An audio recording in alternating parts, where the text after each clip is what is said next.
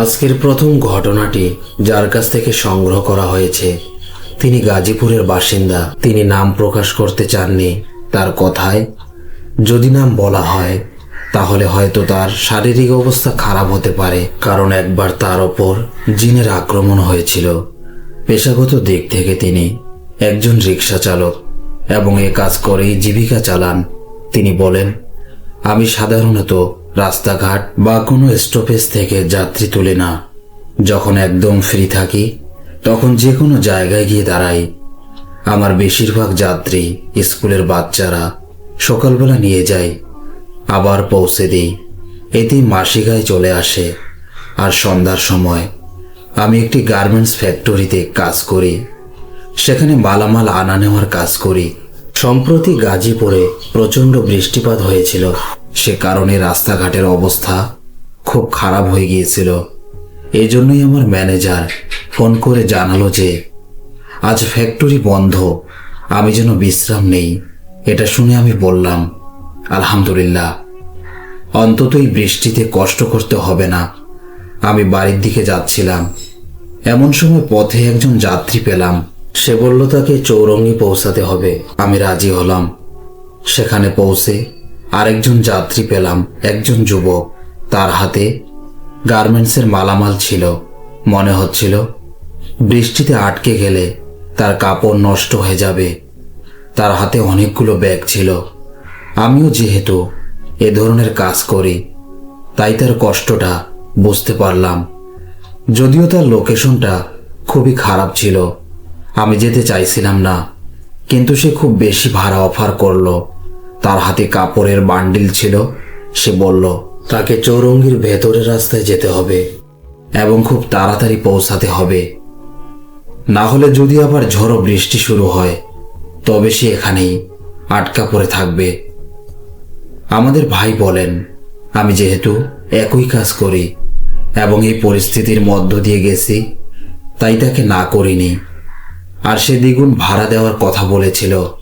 বেশি টাকা কেই বা না করে। ভাবলাম আজ বাচ্চাদের জন্য অনেক কিছু নিয়ে যাব, তাই তাকে রিকশায় বসিয়ে নিলাম। যেই সে রিকশায় উঠল আমার একটু অদ্ভুত লাগলো, কিন্তু বৃষ্টির কারণে এমনিতেই অদ্ভুত পরিবেশ ছিল, তাই মনে হলো হয়তো সেখান থেকেই ওই অনুভূতি। আমি তাড়াতাড়ি কোরআন তিলাওয়াত চালিয়ে দিলাম। তখনই সে বলল, আমার মাথায় খুব ব্যথা, মাফ করবেন, আমি বেয়াদবি করছি না, কিন্তু কি এটি বন্ধ করবেন? আজ আমার শরীর ভালো নয়। তার এমন ভাবে বলা দেখে মনে হলো সত্যি তার অবস্থা খারাপ। কাউকে বিরক্ত করা ঠিক না, তাই আমি বললাম কোনো সমস্যা নেই। তারপর তিলাওয়াতের শব্দ বন্ধ করে গন্তব্যের দিকে চলতে লাগলাম। রাস্তাগুলো ভালো ছিল না, পরিষ্কারও না। গাজীপুরে গ্রামের রাস্তাগুলো যত গর্ত আছে সবাই জানে, তবু যতটা সম্ভব ঠিক পথ দিয়ে এগোচ্ছিলাম। আমি চৌরঙ্গির কাছাকাছি পৌঁছে গিয়েছিলাম যতদূর সম্ভব মনে হয়। রাস্তায় প্রচন্ড পানি জমেছিল, তবে এটা সেই সময়ের আগের ঘটনা যখন আবার একদম ঝড়ো বৃষ্টি শুরু হয়নি। এমনিতেও রাস্তা ভালো ছিল না, তার আগের যে বৃষ্টি হয়েছিল সেটার কারণে রাস্তাগুলো খুব খারাপ ছিল। যদি আরো বৃষ্টি হতো রিক্সা নিয়ে বের হওয়া যেত না, তবে এখনো সেই পর্যায়ে যায়নি। আর আমি মধ্যপথেই ছিলাম। এক জায়গায় গেলাম যেখানে একটা বড় গাছ ছিল আর তার নিচে অনেক আবর্জনা। সামনে দেখলাম পানিটা এতটা জমে আছে যে বোঝা যাচ্ছে না নিচে কোনো নালা খোলা আছে কিনা। মনে হলো এত অন্ধকারে যদি আমরা আটকে যাই বা রিক্সা উল্টে যায় তবে আঘাতও লাগতে পারে আর তার মালও নষ্ট হবে। তাই তাকে বললাম, আমি গাড়ি ঘুরিয়ে নিচ্ছি। আমি যুবকটাকে বললাম, আপনি আপনার মালামাল ভালো করে ধরুন, কারণ আমরা যে জায়গা দিয়ে যাচ্ছি জানি না এখানে কোনো ম্যানহোল খোলা আছে কিনা বা এমন কিছু আছে কিনা যেখানে রিক্সা উল্টে যেতে পারে। আপনি সাবধানে থাকুন, আমি রিক্সা ঘোরাচ্ছি, এখান দিয়ে যাওয়া যাবে না। তখন ওই যুবক আমার কাঁধে হাত রাখলো, আর তার হাত যেই আমার কাঁধে লাগলো মনে হলো কেউ বরফ ছুঁয়ে দিল। আমি বললাম, আপনার হাত খুব ঠান্ডা হয়ে আছে, আপনার কি ঠান্ডা লাগছে? শরীর ঠিক আছে? সে বলল, না, আমি ঠিক আছি। হ্যাঁ, আবহাওয়াটাই তো এমন, তাই আমার একটু বেশি ঠান্ডা লাগে। সে বলল, আপনি এখান দিয়ে চলুন, পথ পরিবর্তন করবেন না। আমি এই রাস্তা ভালোভাবে চিনি, আমি প্রায় এখান দিয়ে যাই। আমার কাছে এই পথটাই ঠিক মনে হয়। যুবকটি খুব আত্মবিশ্বাসের সাথে কথা বলেছিল। আমার কাছে বিষয়টা খুব অদ্ভুত লাগলো। আমি বললাম, আপনি কি জানেন নিচে কোনো নালা খোলা নেই তো? কারণ এখানে কালো পানি, পরিষ্কার বোঝা যাচ্ছে এখানে কোনো ড্রেন আছে। সে বলল, আপনি একেবারে এই দিকেই সোজা যান, গাটার সব সময় দুই পাশে থাকে। আমি বললাম, কিন্তু এই গাটারের পানি রিকশার ভেতর ঢুকে যেতে পারে। তখন সে বলল, চলুন, আমি আপনাকে আরো বেশি টাকা দিয়ে দেব। তার এই কথাটা আমার তখনও বুঝে আসছিল না। আমরা যখন সেই জায়গাটা পার হচ্ছিলাম, তখন সে একটি অদ্ভুত কাজ করলো। যেভাবে আমরা মাঝে মাঝে পথচারীদের সালাম করি, সে ঠিক সেইভাবে রাস্তার পাশে থাকা একটি গাছের দিকে তাকিয়ে সালাম করলো। তার এই আচরণ আমাকে খুব অদ্ভুত লাগলো। আমি বললাম, আপনি কাকে সালাম করলেন? এখানে তো কোনো মাজার নেই, কাউকে দাঁড়ানো দেখলাম না, তাহলে কাকে সালাম করলেন? যুবকটি বলল, ওটা আমার নিজের ব্যাপার। আপনি সোজা রিক্সা চালান, সেটাই ভালো। কারণ যদি রিক্সা কোনো গর্তে ফেসে যায় তাহলে দুজনেরই ক্ষতি হবে, আর বেশি ক্ষতি হবে আপনার, কারণ রিক্সা তো আপনার। তার কথাগুলো খুব অস্বাভাবিক ছিল, কিন্তু আমি টাকার লোভে চুপ ছিলাম। আমি বারবার কাজ দিয়ে তাকিয়ে দেখছিলাম। সে যেদিকে সালাম করেছিল সেখানে শুধু একটি গাছ ছাড়া আর কিছুই নেই। আমার মনে মনে দোয়া পড়তে পড়তে আমি এগোতে লাগলাম। কিছু রাস্তা ছিল একদমই গোলকধাঁধার মতো। যেখানে আমি ঢুকেছিলাম সেখানে একদম ক্ষেতের কাছাকাছি এলাকা, বরং চারপাশেই ছিল ক্ষেত। সেই ক্ষেতের ভেতর ঢোকার আগে একটি অদ্ভুত গলি ছিল, যা সোজা এগিয়ে গেছে। খুবই নির্জন রাস্তা। সেখানে যেতে যেতে মনে হচ্ছিল এখানে যদি ডাকাত বা চোর আক্রমণ করে আমাদের বাঁচাতে কেউই আসবে না। আমি তাকে বললাম, আপনি আমাকে কোথায় নিয়ে এলেন? এখানে খুব অদ্ভুত লাগছে। সে বলল, ঘাবড়ানোর কিছু নেই, আমি তো তোমার সঙ্গী, আর আমার সঙ্গীরাও তোমাকে কোনো ক্ষতি করবে না। তার এই কথাবার্তাগুলো এমন ছিল যা আমি কিছুতেই বুঝতে পারছিলাম না।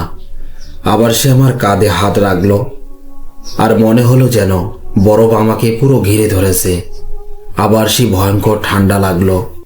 এবার যখন সে কথা বলছিল তার হাত এতটাই ঠান্ডা হয়ে গিয়েছিল যে ভয়ে আমি পেছনে তাকালাম। দেখলাম তার মুখ সম্পূর্ণ ফ্যাকাশে, শুকিয়ে যাওয়া, যেন কোনো মৃতদেহের মতো। তার শরীরে কোনো রক্তই নেই। তখন অন্ধকার ছিল তাই খেয়াল করিনি, কিন্তু এই নির্জন গলির মাঝখানে একমাত্র যে স্ট্রিট লাইটটি চলছিল, ঠিক সেই লাইটের নিচে এসে সে আবার আমার কাঁধে হাত রাখলো।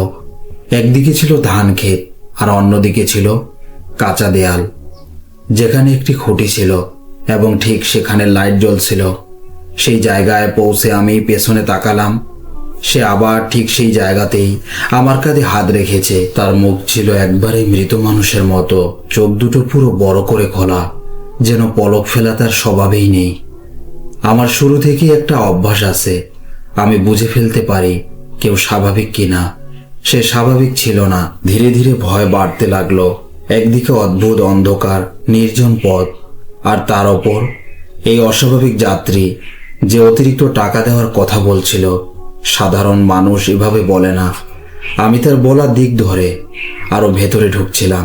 সে হঠাৎ একটা ফাঁকা দোকানের সামনে রিক্সা থামাতে বলল। একদম পরিত্যক্ত দোকান, শাটার ভাঙা। দোকানের অর্ধেকটাই মাটির নিচে ধসে গেছে। মাটির চাপায় শাটার অর্ধেক ঢুকে আছে। দোকানটা খোলা অসম্ভব। ভেতরে কুকুর দেখা যাচ্ছিল। অন্ধকার, কিন্তু তাদের ঘেউ ঘেউ শব্দ শোনা যাচ্ছিল। পুরো রাস্তা এতটাই নির্জন ছিল যে আমার হাত পা কাঁপতে লাগলো। ভয় যেন বুক ভেদ করে বের হয়ে আসছে। তবু আমি তার দিকে তাকাচ্ছিলাম না, কারণ তাকালেই আরো ভয় লাগছিল। সে রিক্সা থেকে নেমে গেল। হাতে থাকা দুটি ব্যাগ মাটিতে রাখলো, তারপর আমাকে টাকা দিল এবং আমার চোখের দিকে তাকিয়ে জিজ্ঞেস করলো, তুমি কি করো? আমি মাথা নিচু করে বললাম। সে বলল, আমার দিকে তাকাও না কেন? আমি বললাম, আমি সাধারণত যাত্রীদের চোখে চোখ রাখি না, সম্মান দেখানোর জন্য। সে বিষয়টা বুঝল, কিন্তু আমি তাকে বুঝতে দিতে চাইনি যে আমি ওর পরিচয় ধরে ফেলেছি। আমার মাথা নিচু ছিল। তখনই আমার নজর পড়ল তার পায়ের দিকে। তার পা মানুষের পায়ের মতো ছিল না। মানুষের পা 5 আঙ্গুল থাকে, তার ছিল মাত্র 2, তাও আবার কোনো পশুর মতো। আর আশ্চর্যের বিষয়, যুবকটি ছিল ফর্সা, কিন্তু তার পা ছিল একবারই কালো। আমি সঙ্গে সঙ্গে ভয় পেয়ে গেলাম এবং চোখ বন্ধ করে আয়াতুল কুরসি পড়তে শুরু করলাম। বললাম, আমাকে ক্ষতি করো না, আমাকে মেরে ফেলো না, আমার পরিবার আছে। চোখ খুলতেই দেখি সে নেই। আমি সেই ভাঙা দোকানের সামনে রিকশার মধ্যে একা দাঁড়িয়ে আছি, চারপাশ পুরো ফাঁকা।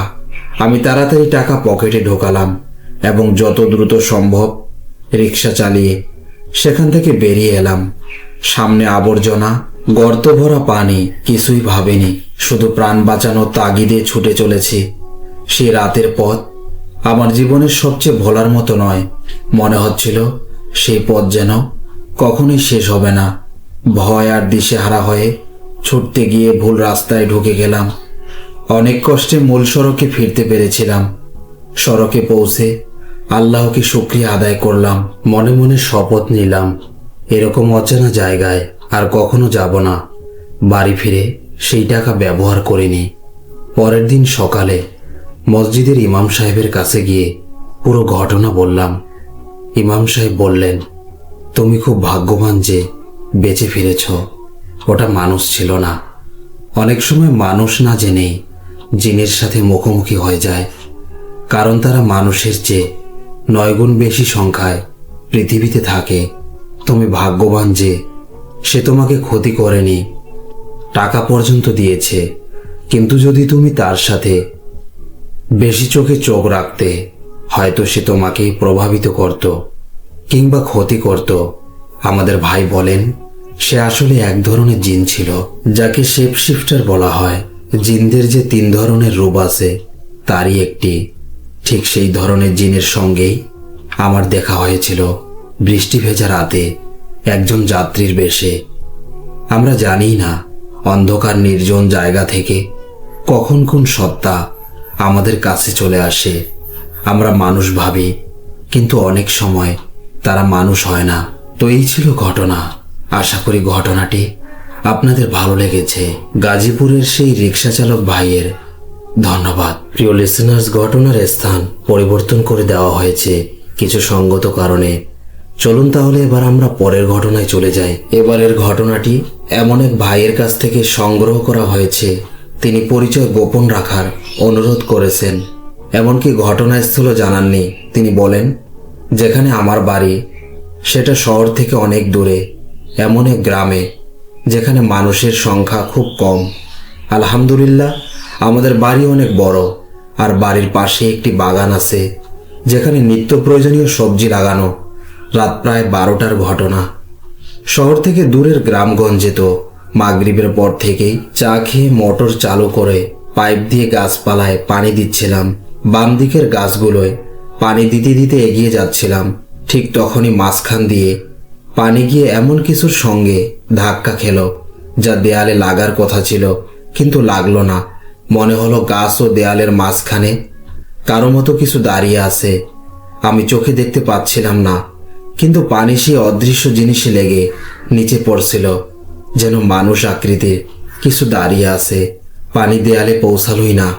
আমি সঙ্গে সঙ্গে পাইপ ফেলে দিলাম এবং ভয় পেয়ে পেছনের দিকে দৌড়ে পালালাম। আপনি যদি হলিউডের প্রিডেটর সিনেমাটি দেখে থাকেন, সেখানে যে ক্রিয়েচারটি থাকে সেটি হঠাৎ করে অদৃশ্য হয়ে যায়, কিন্তু আসলে ঠিক সামনে দাঁড়ানোই থাকে। আপনি যদি তার দিকে কিছু ছোড়েন, তাহলে সেটা তার গায়ে লেগে ফিরে আসে, কিন্তু তাকে নিজের চোখে দেখা যায় না। ঠিক এমনটাই হয়েছিল। সে লোক বা যাই হোক না কেন, ঠিক আমার সামনে দাঁড়িয়েছিল। আর আমি পানি ছুঁড়ে মারতেই সেটা হঠাৎ দৌড় দিল। স্পষ্ট শোনা যাচ্ছিল তার দৌড়ানোর পায়ের শব্দ। বামের দিকে একটা বিশাল গাছের দিকে ছুটে গেল।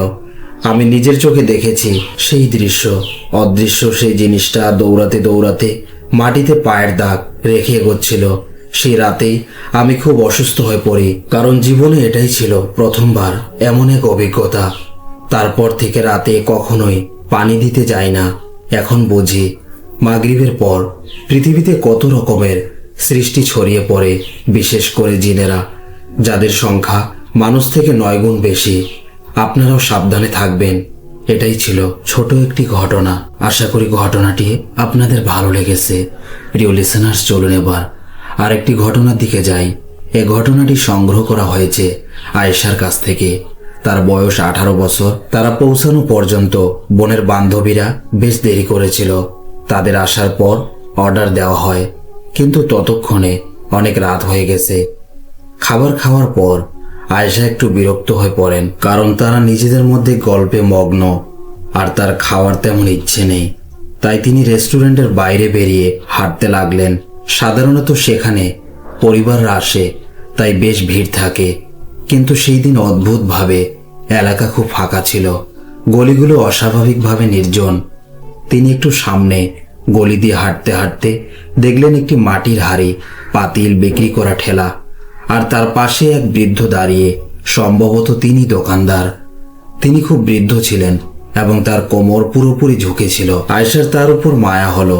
তিনি এগিয়ে গিয়ে সালাম দিলেন এবং কথা বলতে লাগলেন। জিজ্ঞেস করলেন, আপনার কোমরের কি হয়েছে? তিনি বললেন, ভেঙে গেছে, তাই খুব কষ্ট হয়। আমি তাকে জিজ্ঞেস করলাম, আপনার সন্তান নেই? তিনি বললেন, মেয়ে আছে। আমি জিজ্ঞেস করলাম, ওরা কি করে? তিনি বললেন, ওরা মাদ্রাসায় পড়ায়। কিন্তু কথোপকথনের মাঝে যে বিষয়টা সবচেয়ে খেয়াল করার মতো ছিল তা হলো, আমি তার সঙ্গে কথা বলে যাচ্ছি, কিন্তু চারপাশ দিয়ে যে 2-1 লোক যাচ্ছিল, তারা সেই বাবাকে নয় আমাকে দেখছিল। সাধারণত নজর তো 2 দিকেই যায়, এমনকি গাড়িতে করে যারা পাশ দিয়ে যাচ্ছিল তারাও শুধু আমাকে দেখছিল। আমার খুব অদ্ভুত লাগলো। মনে হচ্ছিল আমি যেন নিজের সঙ্গেই কথা বলছি। হয়তো কারণ আমার সামনে যে ছিল সে মানুষ নয়, সে সৃষ্টির একটি, যাদের আমরা জিন বলে জানি, সে এক জিন ছিল।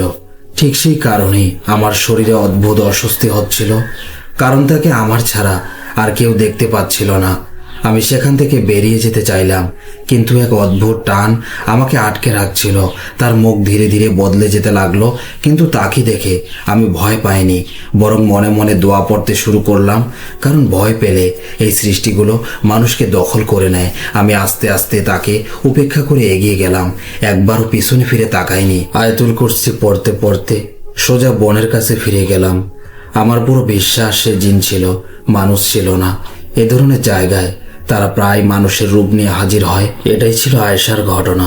আশা করি ঘটনাটি আপনাদের ভালো লেগেছে। প্রিয় লিসেনার্স, আজকের ঘটনাগুলো আপনাদের কেমন লাগলো অবশ্যই কমেন্টের মাধ্যমে জানাবেন। ঘটনাগুলো ভালো লেগে থাকলে অবশ্যই লাইক করতে ভুলবেন না, এবং চ্যানেলটি যেহেতু নতুন, সাবস্ক্রাইব করতে ভুলবেন না। সবাই ভালো থাকবেন, সুস্থ থাকবেন। আল্লাহ হাফেজ।